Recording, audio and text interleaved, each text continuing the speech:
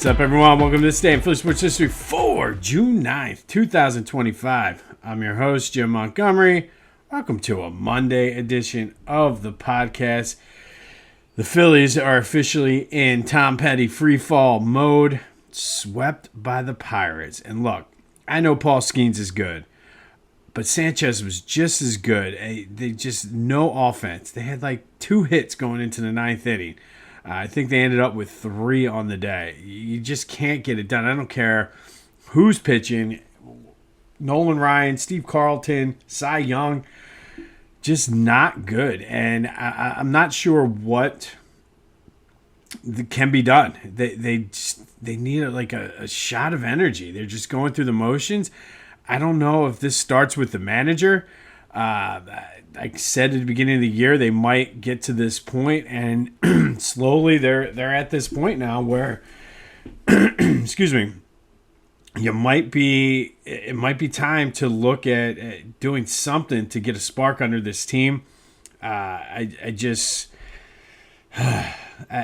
feel like this can go one of 2 ways. They're either going to rally around this and snap out of it in a big way, or they're just going to continue to free fall. And doesn't get any easier. Cubs are in town. Zach Wheeler's back on the mound tonight after his paternity leave, but just not a good weekend, not a good road trip for the Phils.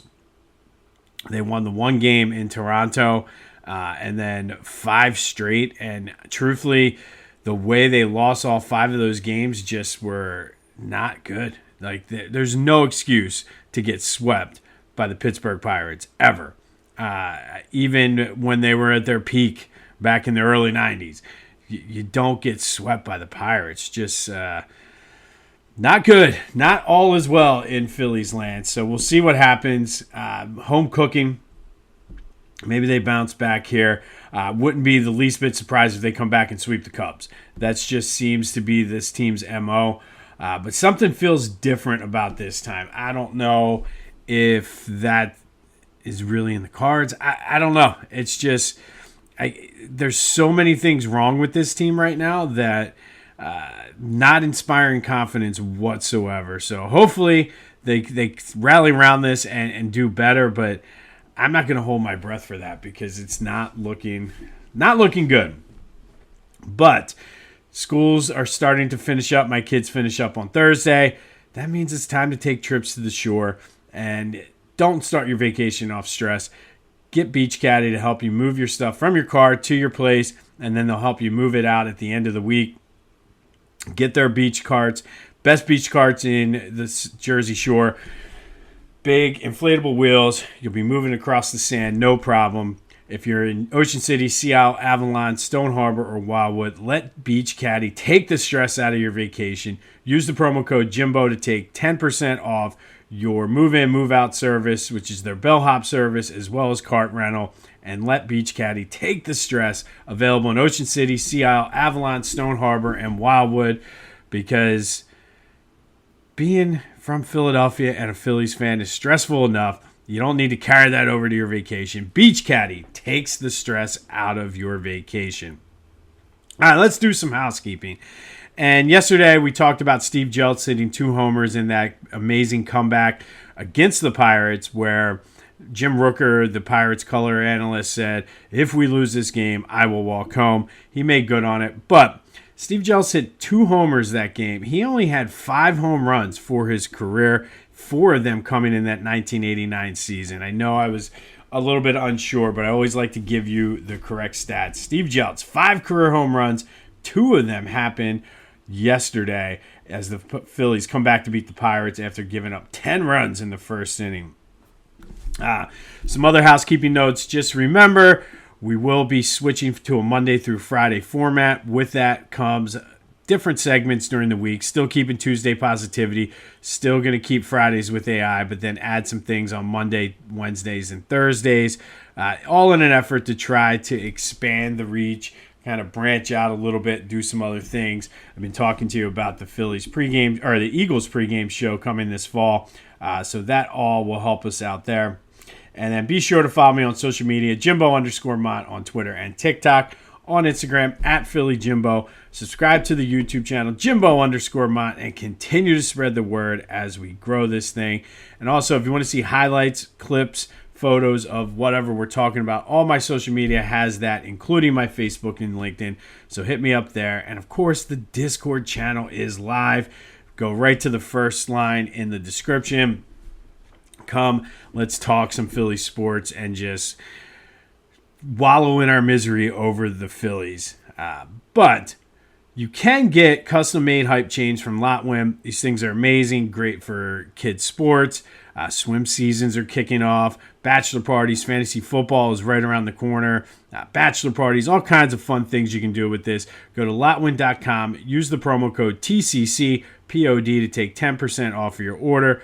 Get hype. Get your own custom-made hype chain from Lotwin and use that promo code TCCPOD for 10% off. All right. Yesterday's trivia question. I said during Major League Baseball went to divisions in 1969 and kept it that way throughout the whole until the advent of the wild card. So from 1969 to 1994, the winner of the East and the winner of the West would play each other in the NLCS. My question was, from 1969 to 1994, who won the most NL East titles? You might be surprised by this one. It was the Pirates who won the NL East 9 times. Second place, your Philadelphia Phillies won it 6 times. So of the 25 years or whatever it is, that they had divisions before the pre-wild card round, 15 of the 25 stayed in the state of Pennsylvania. If you're keeping score at home, the Mets were next with 4. Cardinals won 2 or 3. Cubs won 2. And the Expos won 1. They would have won a second, but the strike happened in 1994, so there was no NL East winner. Be sure to check out my friends at the Clashing Conferences. We're part of their sports fan network. Great things happening there. Always looking for new members. So go to clashingconferences.com, see what they have to offer, how you can get involved. And if you need some media services, they can help you out with that as well. The new podcasts drop on Thursday and Friday, so be sure to check them out. They cover a variety of sports. Always fun listening to the guys talk. So go to clashingconferences.com, see how you can get involved, how you can become a member, and check out the new podcasts that drop on Thursdays and Fridays. And then, of course, Philly Goat. Still not too late to get stuff for Dad. My shirt should be coming, I believe, tomorrow. Looking forward to that. They have the Garbage Pail Kid collection. Which the Phillies actually are playing like garbage, so that's very appropriate. They have the new "If you don't want to get booed, don't suck" shirt. Should be a lot of folks wearing that tonight down at the ballpark. But Philly Goats got you covered for Father's Day. They got those Fanatic Rocks glasses. The cooler so far has been a hit at the pool. You name it, they got it. The shoes are comfy. Go to Philly Goat, use that promo code Jim Montgomery to take 10% off your order, and don't forget about Dad. All right, June 9th, we're going to do a little bit of Phillies and Flyers today. And first, we're going to go back to 1991. And on this day in 1991, John Kruk tied a team record with 2 triples in a game as part of a 3-for-4 night he had. Only had 1 RBI on 2 triples, but it was the second time in 2 years that John Kruk had accomplished the feat of hitting 2 triples in the same game.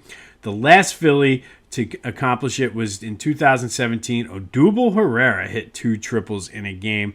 And also, if you're keeping score at home, the Major League Baseball record is 3, shared by many players, but the last time it happened was last September. Xavier Edwards of the Marlins did it. But on this day in 91, Phils lose 6-3, but John Kruk hits 2 triples in the game. And then we're going to go 30 years later to 2021. And the Phillies beat the Braves when Luke Williams, remember him? I don't. But he had a 2-out, 2-run walk-off homer in his first Major League start He would go 2 for 4 that day, adding a double, and he was the first Philly to hit a walk-off homer in his first Major League Baseball start.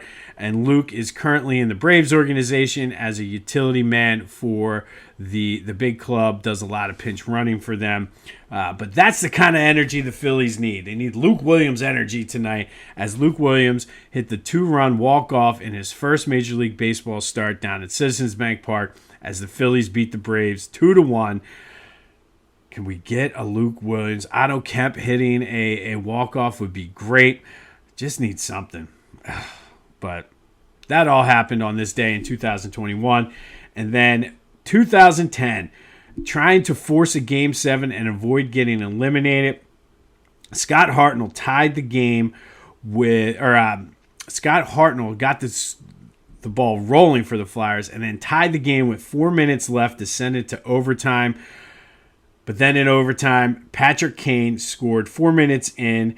Nobody saw it because of the way he hit it. It got stuck underneath the padding of the net. There was a review. Patrick Kane and the Blackhawks were celebrating on the Wells Fargo Center ice, knowing that they had scored. The review of the goal, I should say, did prove that it was a goal, and that ended the season for the Flyers as that magical run where they got into the playoffs on the final day of the season in a shootout, came back from 3 games down, 3 goals down in Game 7 to beat the Bruins, did force 6 games in the Stanley Cup, but would lose to the Blackhawks 4-3 this day. And then Danny Briere scored the other goal for the Flyers. And this was the first time that there was an overtime cup winner to win the championship since 2000. But the Flyers' dream ended on this day in 2010 when Patrick Kane scored 4 minutes into overtime on a puck that I remember everybody was like, no, it's not good. And then unfortunately, as you can see from the replay, it was good. So kind of a mixed bag for Philly teams on this day. All right, going back to our trivia question for the day. And John Kruk was traded from the Padres with Randy Reddy on June 2nd, 1989, in a trade that actually paid off very well, I think, for the Phillies. Kruk really excelled during his time with the Phillies, made a couple All-Star teams, was a big part of that 93 run. Who did the Phillies trade to get Randy Reddy and John Kruk? That is today's trivia question. This is a blast from the past. So hit me up on the social media. Hit me up on the Discord channel. Call or text it back to the Future Voice and Text line 267-495-8531. Who did the Phillies trade to get John Kruk and Randy Reddy back in June of 1989?